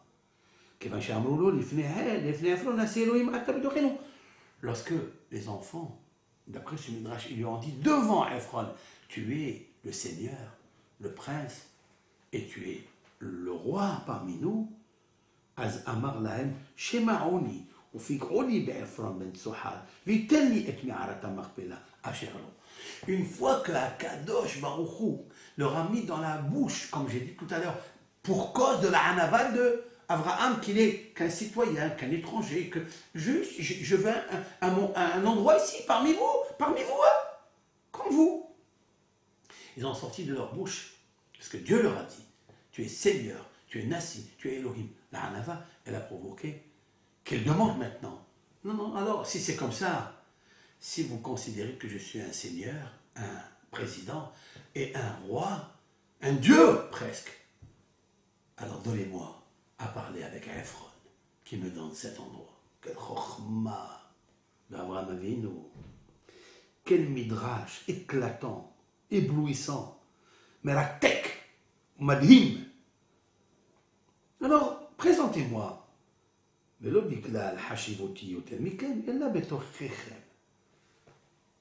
a ajouté, il a dit, mais non, c'est pas que je veux acheter moi, mais parce que je suis plus important, non. Mais c'est parmi vous, je suis avec vous. Et c'est comme ça que Abraham Avinu, il a récupéré ça. Mais attendez, comme je dis maintenant, que grâce à Sarah, en fait, Dieu, il a fait passer par Sarah qu'elle devienne Nida juste au pétrissage. Parce qu'il y a ici un sage, qui est Dieu, qui pétrit tout ce que doit arriver dans le monde. Mais c'est là où je finis mon cours, avec ce vort que j'ai commencé, mais je ne l'ai pas dit parce que je voulais apporter ce midrash. Vitelli et Ma'arat al-Marbella. Quand il dit Vitelli, comme j'ai dit, au prix le plus fort, sans négocier, mais je voudrais dire quelque chose. Vous vous rappelez que Hava, lorsqu'elle a pris le fruit interdit, elle a mangé d'abord, et après il est marqué dans la Torah, Vatiten, Gam, le Isha, Vayora. Et elle a donné aussi à son mari, et il a mangé. Vous vous rappelez de ça? C'est ça que Abraham veut corriger. Abraham, il veut corriger quelque chose. Que Hava n'a pas foutu seule. Elle a entraîné son mari. Donc Sarah, qui a dévoilé, grâce à elle plutôt, on a dévoilé, et Abraham a dévoilé, la Ma'arat al-Marbella. Il ne suffit pas de corriger que la Nida. Il ne faut pas corriger seulement le pétrissage, le pain qu'elle a mangé, mais plus que ça, ce qu'elle a donné à son mari. Et c'est pour ça qu'Abraham Avinu, il veut donner tout pour réparer ce qu'elle a donné à Hava, à Adam, pour manger. Viteli. Alors il me donne tout, avec ce qu'un jour, moi, Adam, c'est-à-dire Abraham, j'ai pris de la main de Hava, donc de la main de Sarah, je veux le corriger maintenant. Demande-moi ce que tu veux. Et je te donne. Et voilà que, et c'est là où j'arrête mon shiur avec l'aide d'Hachem, je voulais ajouter un vort. Douche gadol. Ah, il rencontre, ou il ne le rencontre pas, à Ephron, et Ephron, il lui dit, 400 cycles d'argent entre toi et moi, Mahi. C'est quoi? C'est pas beaucoup. C'est pas beaucoup, c'est des millions. Alors, Abraham, il veut tout donner. Ephron, il a dit, tu la prends, mais après, il dit, donne. Le Gaon de Vilna, et c'est connu ce bureau du Gaon de Vilna qui est merveilleux, a dit quelque chose d'extraordinaire. C'est quoi ces termes-là? 400 cycles d'argent entre toi et moi. C'est quoi ce béni ou bénécha? Maï. C'est rien. Le Gaon de Vilna fait remarquer que les deux prénoms, Abraham et Ephron, le milieu, alors Abraham comporte 5 lettres. Ephron comporte 5 lettres. Le milieu des prénoms, donc Abraham, il y a le Aleph, le Bet, le Resh, le He et le Met. Le Resh, c'est 200 en valeur numérique. Abraham, Resh, valeur numérique 200. Et puis, Ephron, aussi, Aïn fait Resh, Vav, Nun. Aïn fait Resh, le troisième lettre, donc le milieu, c'est Resh, c'est 200. 200 de Ephron et 200 d'Abraham, ça fait 400. Alors, c'est ça qu'il lui dit à Ephron. Il dit, entre nos prénoms, ce qui est entre nos prénoms, ça veut dire celui qui est au milieu, qui est entre ton prénom et le mien, c'est le Resh. Et le Resh, c'est 400. Donne-moi alors. Voilà ce que dit le Gaon de Vilna. C'est très beau, c'est somptueux. Et Abraham, immédiatement, va ishkol les Ephron, et Abraham va peser le pesant d'or pour donner à Ephron. Et là, le Gaon de Vilna a fini. Fin de citation du Gaon de Vilna. J'ajoute. Et là, le Midrash dit qu'on remarque que le nom de Ephron est privé de la lettre Vav. Il s'appelle aujourd'hui Afran au moment où il reçoit l'argent. Ou plutôt, pas quand il reçoit, c'est quand Abraham va peser, va compter les pièces en argent. Waouh, waouh, waouh, waouh. Et nos sages vont dire des choses extraordinaires qu'Abraham a perdu le vav, il a perdu la vie. Parce qu'il a trop parlé et même peu. Et il a pris comme ça d'Abraham Avinu. Et Abraham Avinu, il a tout donné. Et s'il lui avait demandé un peu plus, encore 400, même 800, il l'aurait donné. Mais Abraham Avinu, il s'est dit, mais pourquoi l'autre il m'a dit 400? C'est lui qui l'a sorti de sa bouche. Nos sages ont déjà dit que c'est la valeur numérique Ara'aïn, c'est-à-dire il a un mauvais œil. Il est il a la folie de l'argent. Et en plus, à Afran, sans Vav, c'est 400. Ils sont rentrés un petit peu dans la philosophie kabbalistique, qui est vraie. Mais je voulais dire quelque chose avec l'aide d'Hachem.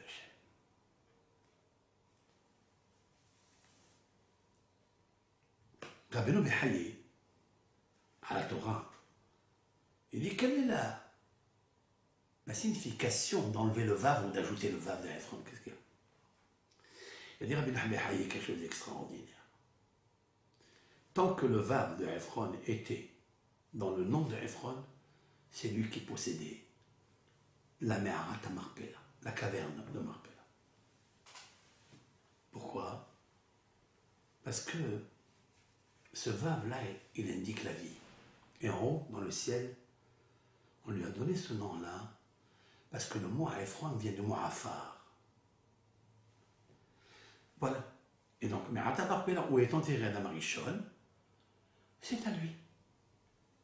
Mais une fois qu'il a pris les 412 et Abraham lui a donné l'argent, au moment où il lui pesait ou comptait l'argent, il a perdu le Vav. Dès qu'il a perdu le Vav, finish. Il est devenu Afran.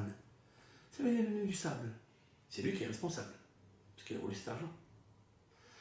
Et à ce moment-là, Akadosh Baruch Hu a décidé que ce n'est plus à lui, qu'elle appartient à Abraham. Tant qu'il avait le Vav, il est raccroché avec le haut. Mais dès qu'il a enlevé le Vav, il n'y a plus de Vav à Hibour. Il n'y a plus de connexion entre le haut et le bas.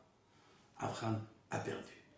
C'est une dimension tellement forte, kabbalistique. Qu'est-ce que c'est que le prénom d'un homme? Ok. Voici ce que dit Rabbeinu Behaye. Maintenant, j'ajouterai sur le pied rouge du Gaon de Vilne. Écoutez bien. Si je prends Avraham, j'ai enlevé le Resh parce que je l'ai payé. Il me reste 4 lettres dans Avraham Avinu.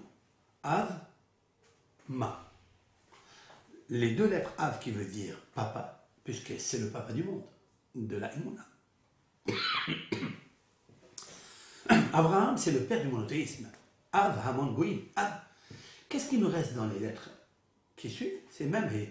Memhe, Ma. Ma, c'est Adam, valeur numérique Adam.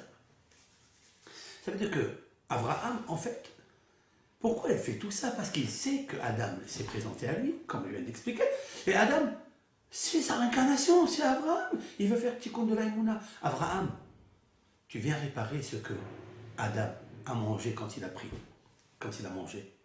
Donc il est devenu Afar, qui est Afar Ata, le Afar Tachou. Maintenant, il réalise ça avec Ephron, Afran, le Afar. C'est-à-dire Adam Arishon, il se trouve là. Mais il faut qu'il paye, c'est pas grave. J'ai payé 200. Plus 200 de Afran, ça fait 400. Donc, qu'est-ce que fait Avraham Avinu? Il a compris par un lapsus des paroles de Ephron que là, le Vav allait sauter. Comment? Parce que si je prends le Resh de Ephron et je l'enlève, quelles sont les lettres? Il me reste 4 lettres. Il y en avait 5. J'ai enlevé celle du milieu, c'est-à-dire le Resh, il me reste Af, Vav, Nun, On. Vav, Von. Af, c'est quoi Af? Af, c'est s'envoler. Ça veut dire, il y a quelque chose qui va s'envoler. Qu'est-ce qui va s'envoler? Le Vav et le Nun. Ça veut dire quoi? Le Vav, c'est le Vav dont je parlais tout à l'heure. Et le Nun, c'est le nom du Nahash, du serpent. Qui a provoqué toute cette galère à Adam Arishon? C'est d'avoir consommé le fruit interdit, incité par la consommation du fruit interdit par le Nahash. Olech al-Gahon. Quelle est la lettre qui symbolise le milieu de la Torah, des lettres de la Torah? Vav et Nun. C'est un mot, Gahon, et les reptiles qui rampent sur le ventre. C'est qui rampe sur le ventre? C'est le serpent, disent nos sages. Comme Dieu a dit au serpent, pour le maudire, Al-Gihoncha teler. Tu marcheras sur ton ventre. Gahon, si vous regardez dans la Torah, le Vav, il est très grand par rapport aux autres lettres. Ce Vav-là, il est chez Ephron, mais il va falloir sauter. Lorsqu'Abraham Avinu Il a compris quand il lui a dit béni ou bénéchamaï. Ouh, je prends le rêche d'Abraham, je l'enlève, je prends le rêche de Ephron, je l'enlève, comme a dit le Gaon de Vilna. Mais il me reste des lettres ici. Les lettres, ils font apparaître un secret caché dans ces mots de la Torah, universel, éternel. Chez Abraham, il me reste Av, Ma, le père qui vient remplacer le tikkun de Ma, c'est-à-dire valeur numérique 45, comme Adam. Adam, valeur numérique, Aleph, Dalet même. Aleph c'est 1, Dalet c'est 4, donc ça fait 5. Même, c'est 40, 45. Ça c'est Aleph. Maintenant, Afran. Maintenant, c'est. Qu'est-ce qu'il me reste de Ephron? Si j'enlève le reste, il me reste Af.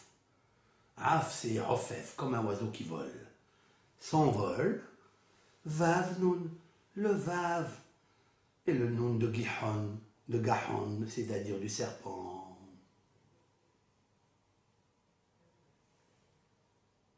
Et c'est pour ça qu'il lui dit Maï. Entre moi et toi, Maï. C'est quoi Maï? Ma, ça peut être singulier. Pourquoi I? Ma, c'est Adam Arishon, 45. Et I, c'est Hava, la femme. Et c'est tout cela. Et c'est pour ça que grâce à Sarah, Imenu, elle vient corriger tout cela avec Abraham Avinu. Voilà en fait toute la dimension exceptionnelle de notre Torah. J'espère que ce pirouche que j'ai donné avec l'aide de Hachem aujourd'hui, c'est un pirouche Nachon et Amiti, et que Bisroudze Akelvouchou, il donne la force à Israël. Ce shiur-là, avec l'aide d'Hachem, je l'adresse à l'adresse de la famille qui a été brûlée vif dans une voiture, le père et la mère et les 6 enfants. Ce pirouche-là convient vraiment à Me'arat Marpella, c'est-à-dire la caverne, le tombeau de Marpella. Marpella, c'est-à-dire les couples doubles. Il y en a 8. Adam et Hava, Abraham et Sarah, Yitzhak et Rivka, Yaakov et Léa. Il y en a 8. Alors pour les 8 âmes qui sont montées dans Jérusalem d'en haut, que Akhlouchou leur donne toute la force, l'élévation de leur âme. Et que nous, les vivants, nous devons apprendre et prendre la morale à tirer. C'est-à-dire de se tirer un petit peu des avérotes et de tirer la tchouva à l'intérieur de nos cœurs. Be'adat Hashem Barach. Shabbat Shalom à tout le monde.